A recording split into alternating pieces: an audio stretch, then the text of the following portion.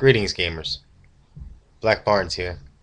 Tonight I had the distinct privilege of chatting on IM with Jeff Easley, the famed um, TSR WOTC fantasy artist.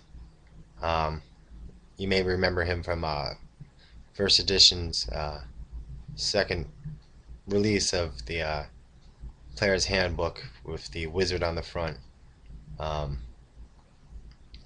with the gargoyles surrounding him, and he's casting a spell. Uh, to me, that was such an iconic image in my mind as a painter.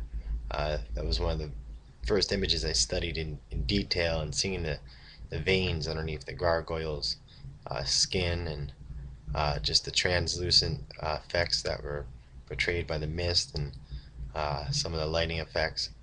Um, and as someone who's trying to break into the gaming industry, he had a lot of advice for me. Um, and so one of which was that he was with TSR and WTC for 20 years, and then they just kind of dropped them.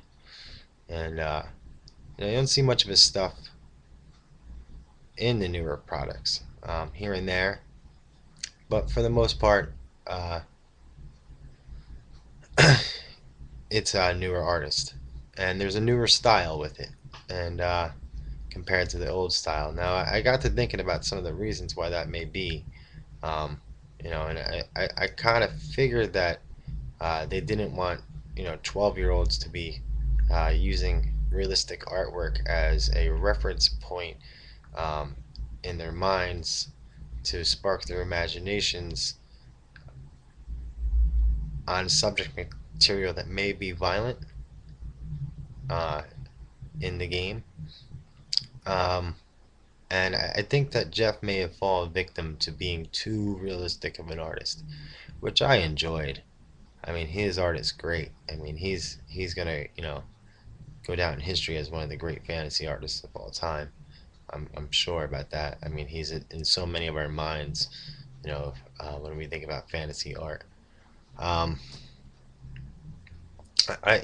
and I hope to have him uh, do the work from my campaign when I'm finally done with it and ready to market it. Um, and his stuff is for sale. If you want to buy a Jeff Easley original, I can get you one for a few $1,000s. Um, probably $3,000 or $4,000. I'm not sure exactly on each piece or whatever, but he retains the publishing rights, of course. Um, and I had noticed the child from the trend from realism to more cartoony. And a lot of you remember, if when D&D first started, a lot of their artwork was kind of lowbrow, and the rest of the industry kind of followed that lowbrow cartoony feel, because D&D was the most popular game, and trendsetters of the industry. Um, and other companies emulated that, as we all know. Um, but today's different. There's more competitor companies and more games out there, um, and the artwork varies greatly. But for the most part, it has seemed more cartoony than it was in the 90s or the 80s, um, as far as Dungeons and Dragons is concerned. Um, and my question is what do you guys like in your RPG artwork? Like, who is your favorite RPG artist? And do you prefer more realistic artwork, or do you prefer more cartoony kind of stuff? Um, what is your preference? What do you like? Well, do you draw your characters when you guys play? We always used to draw our characters, and sometimes I would draw the NPCs.